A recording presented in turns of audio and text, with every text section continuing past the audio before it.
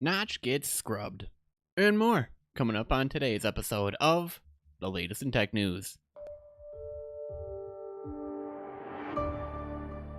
Hey Gadgeteer, you're just in time for the latest episode of the world's only 3-in-1 show on tech, gadgets, and gaming news. That's right, this is the latest in tech news. My name is Taylor American. If you're new here, tap or click the subscribe button right now so that you don't miss a single episode. And if you happen to miss an episode, it's going to be your fault because we do this on a daily basis, not Saturday and Sunday. Obviously, I gotta have some time to myself, but we do this on a weekday. And typically the format is we'll cover a couple tech articles, we'll cover a couple gadget articles, we'll cover a couple gaming articles, we'll play some trivia, we'll take a look back in tech history. So if you're up for all of that, y'all are in for a great show. So yeah, it's obviously, what is today? Today's Wednesday? Yeah, I forgot. For some odd reason, I was like, what the heck is today? It's Wednesday, so it's the middle of the week. We're through middle of the news cycle and everything else going on, and hope you guys are having a good day out there. Facebook, Twitter, holla if you hear me, and YouTube. You know, I got projects in the works, things I'm working on, tinkering behind the scenes. I hope to unveil shortly, but I hope you guys are having a great day, great week so far, and if not, well, you always got tomorrow. It's not my fault that, it can't show up fast enough, because seriously, I've looked into time travel myself. It's impossible. I bet you totally didn't get that reference. Idiot. I was quoting Napoleon Dynamite. Come on. Cult classic. Favorite. I'm surprised you don't know. So, I think that covers everything. I know you guys are excited for some trivia, so let's head on over and get to some trivia.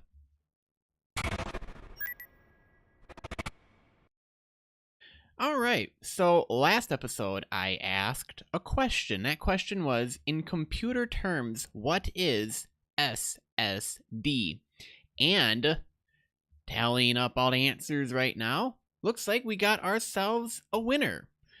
That's right, we have our first winner for the trivia. This is awesome. This is amazing. The winner is Diablo23, known as You Fall Before Me on Twitter. So be sure to send him congratulations. Really excited. Yeah, it's a solid state drive. Specifically a type of hard drive that works much like a flash drive and can access data faster with quicker, lower latency. So, all right, congratulations. So if you want to be bragged about on the next episode, here's all you got to do. Submit your answer on Twitter by replying to the tweet with the question for today's trivia. Now, the link to this tweet will also be listed in our show notes for this episode. And by the way, if you're not following us on Twitter, you really should be. We're at TechNewsGadget. The first correct answer will be announced in the next episode along with your Twitter username. Essentially, how it works is right after I finish recording this show, I'll put out the trivia for the next episode. So if you're not following us on Twitter at TechNewsGadget, do that right now. You can pause the episode, you can click the follow button on Twitter, and then come back and finish watching the rest of the show. That way you guys are informed when a new tweet drops with the trivia question, and you got first dibs on the answer. So the question for today's episode is, what is the most common resolution live streamers broadcast at? I'll repeat it one more time. What is the most common resolution live streamers broadcast at? Get your answers, get your fingers ready, type out those answers, hit that enter button, tap the submit key, and you could be the next winner. Moving on.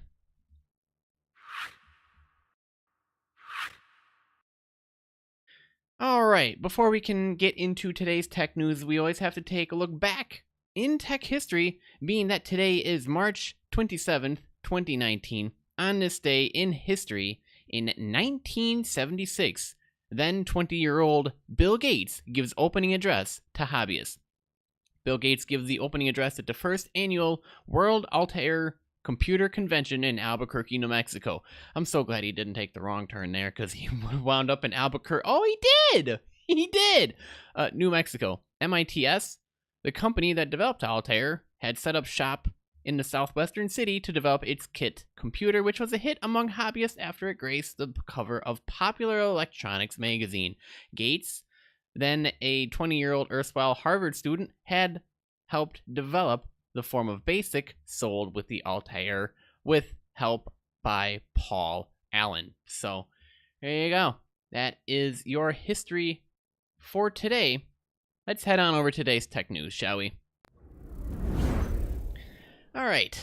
First up, well, you knew this was coming. I was just figuring which company is going to bomb this first. Well, turns out Office Depot will be paying $25 million to settle a deceptive tech support lawsuit. Yep, this just dropped. Office Depot and Support.com Inc., a tech support software provided from California, agreed to pay $25 million and $10 million respectively for allegedly tricking their customers into paying for millions of US dollars worth of computer repair services using fake malware scans. According to a press release issued today by the U.S.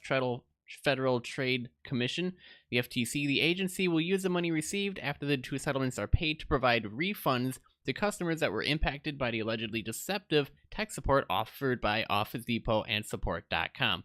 Consumers have had a hard enough time protecting their computers from malware, viruses, and other threats, said FTC Chairman Joe Simons. This case should send a strong message to companies that they will face stiff consequences if they use deception to trick consumers into buying costly services they may not need. Now, in the complaint, the FTC said that Support.com, in cooperation with Microsoft Office, my bad. Apparently, I'm looking at words on the screen. Office Depot allegedly sold costly computer repair services to customers using PC Health Check, which persuaded clients to pay for tech support services from Office Depot and Office Max Inc., which merged in 2013. From at least 2009 to November of 2016, Office Depot and Office Max and this tech support services vendor through a time period Support.com made misrepresentations to consumers regarding the security of their computers. As reported by Bleeping Computer back in 2016, a whistleblower told Cairo 7 reporters that Office Depot employees were forced at the time by internal procedures to use the PC Health Check PC diagnostic software to show, in most cases, a malware infection on a user's PC. That was afterward. Office Depot employees would then offer to repair the affected computers through a procedure that would usually incur extra charges. And they got some more information about that, but I don't know why. This brings me to what I currently enjoy watching on Twitch, or not Twitch, YouTube videos mainly, but there's a couple streamers on Twitch that I enjoy getting a kick out of. Kit Boga is one of them, of dealing with tech scammers, mainly located in other countries outside of the US, namely India for one, or Nigeria, who will go call unsuspecting people and say, "Wow, you have very slow computer, you have problems, you need to connect to us so we can help fix your problem." And so he just wastes their time as long as it takes and keeps them on the phone because really there's nothing you can do about it. And it's hard trying to deal with tech support scammers. Who would have thought? Office Depot, guys, I really thought you knew better. I mean, really, don't go deploying tricks and deceptives to try and lure consumers into forking over millions of dollars, because you're going to wind up with something like this, and may other companies take notice. So if you happen to have been affected, I believe there might be a process going on. Either contact the, well, most likely, here's what you need to do. Contact the FTC with a claim saying that, you know, you might have been affected. Obviously, they'll ask for documentation. They'll probably find a paper trail in there somewhere, hopefully, but if you have a receipt, that'll probably help out things. So, yeah. Moving on. In some other news, GameStop is doubling down on its investment in surging esports industry. Now, you might have remembered yesterday, apparently Sony decided, hey, we're not going to be offering digital download codes to retailers anymore, and GameStop went, shoot, there went a whole bunch of our revenue. Well, They might be down, but they're certainly not out. GameStop is leveling up its esports game. The North American gaming retailer announced a series of esports partnerships today that deepen its foray into an industry projected to exceed $1 billion in revenue by the end of 2019. The initiatives include gaming clinics for amateur players seeking a competitive experience, as well as partnerships with some of the biggest esports teams in North America. Among them is the establishment of the GameStop Performance Center in Frisco, Texas, which will serve as the headquarters of Complexity Gaming, an esports team owned by Jerry Jones of the Dallas Cowboys and real estate investor John Goff. The 11,000 square foot center will open in May and will share a location with the Dallas Cowboys headquarters. GameStop wants to foster the Dallas esports community as well to become the Pop Warner or the local YMCA for esports, said Frank Hamlin, GameStop's chief marketing officer. It's no secret that esports has evolved into a cultural phenomenon within the gaming community, he said to CNBC. As a place where video game culture comes to life in every neighborhood, GameStop is entering the space in a meaningful way to empower the amateur community.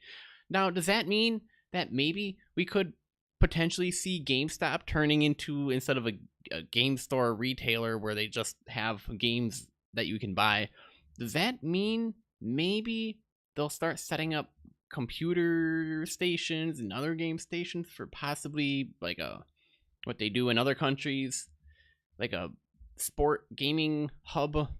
I don't know. Could be promising. We could see. That'd be interesting.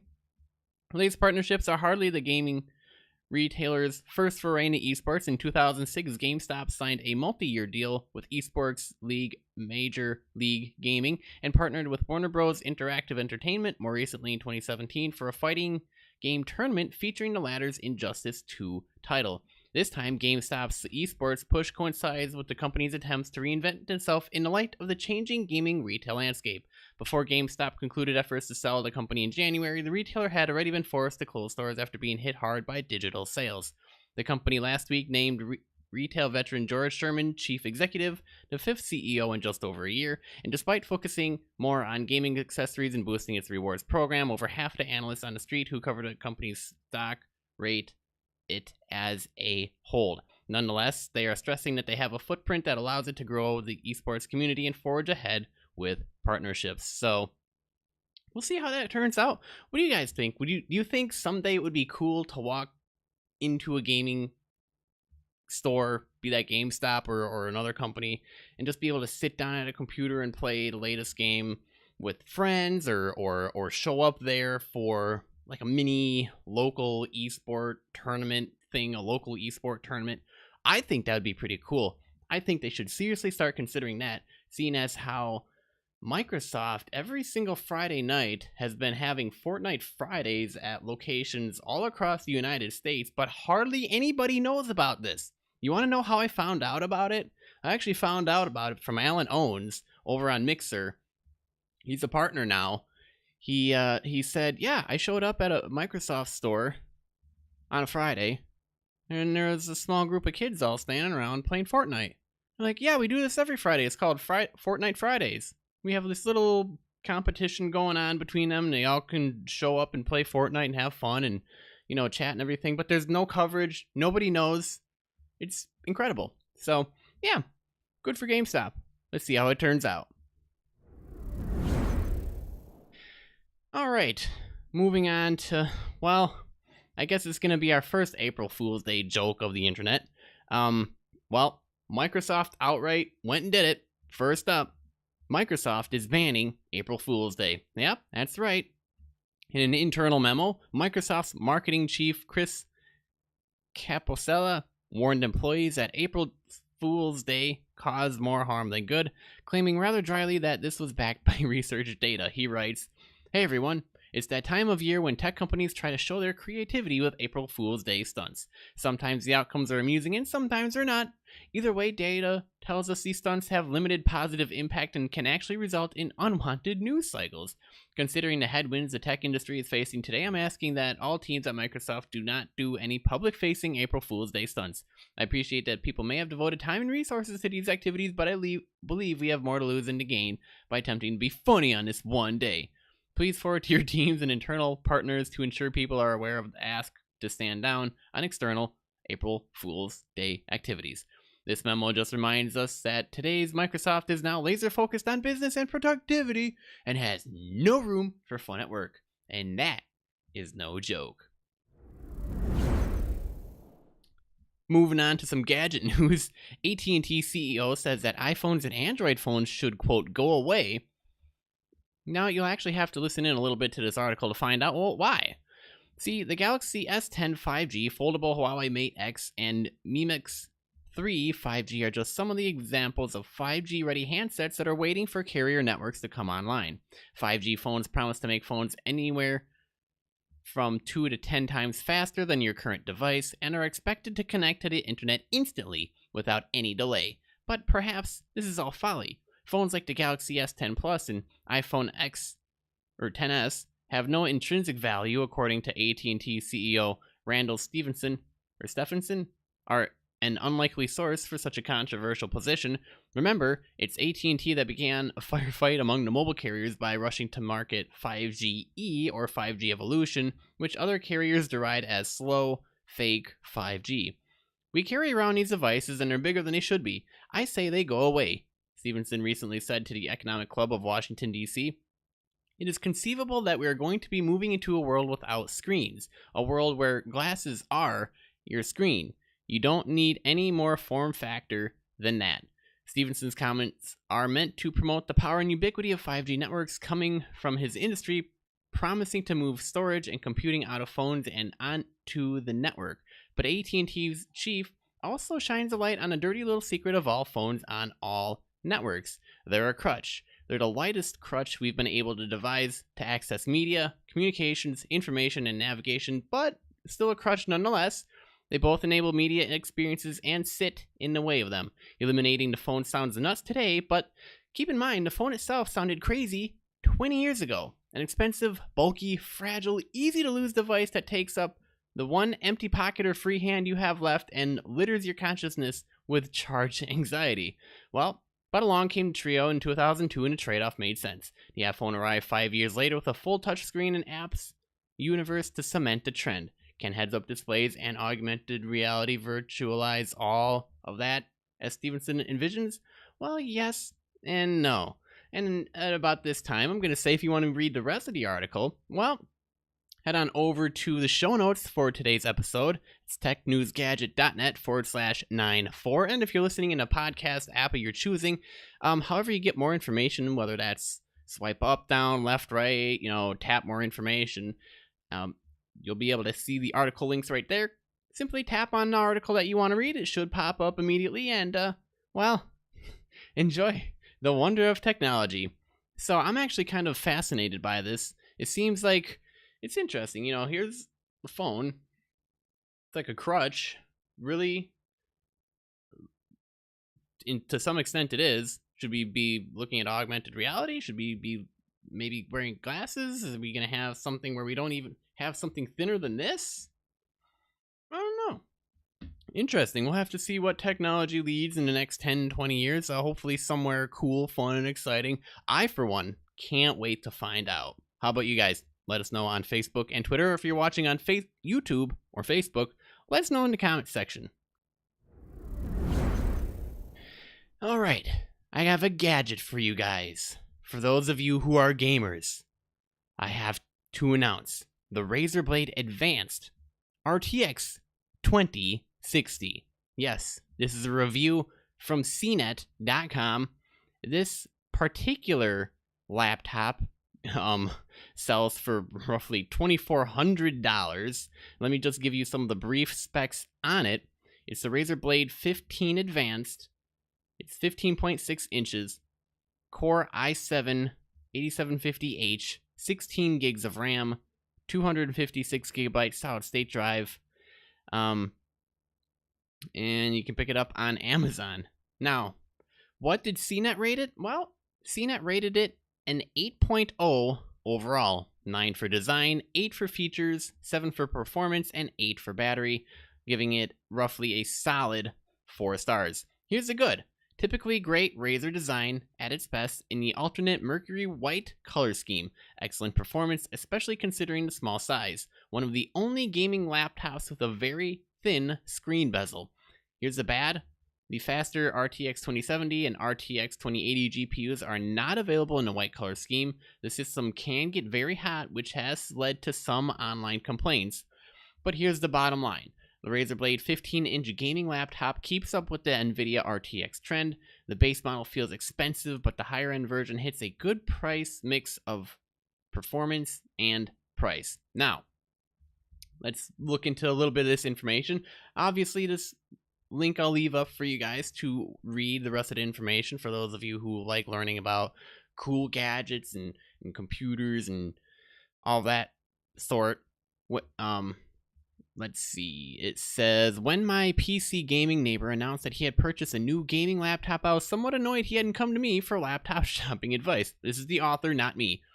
And then he told me he'd gotten a new RTX 2060 version of the Razer Blade, and I couldn't be all that put out because that's very likely what I would have recommended in the first place. This new version of the Blade, introduced at CES 2019, is virtually unchanged from the previous model, at least on the outside.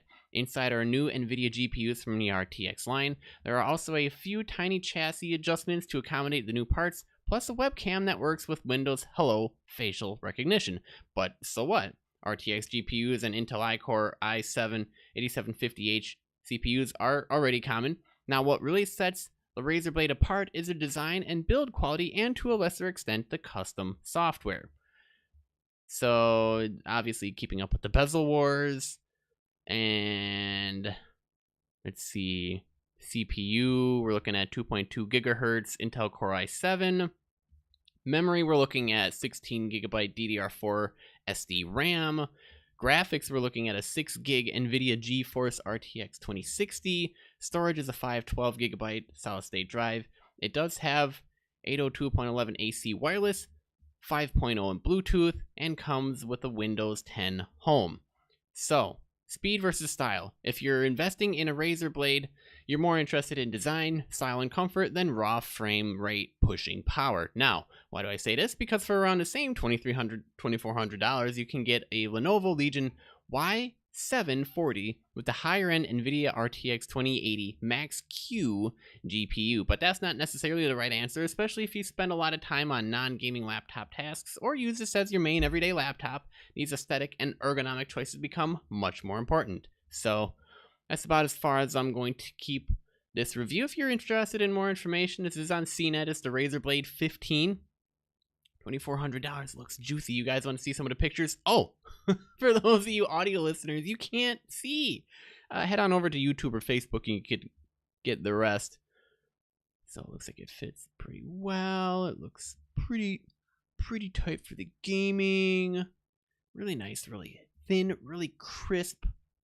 Look at those keys. Man. Smooth. Alright, here's an up close look. Here's how it looks when it's closed. When it's slightly open. Do those keys glow? It better if you're paying that much for it. So, yeah. There you are. Moving on.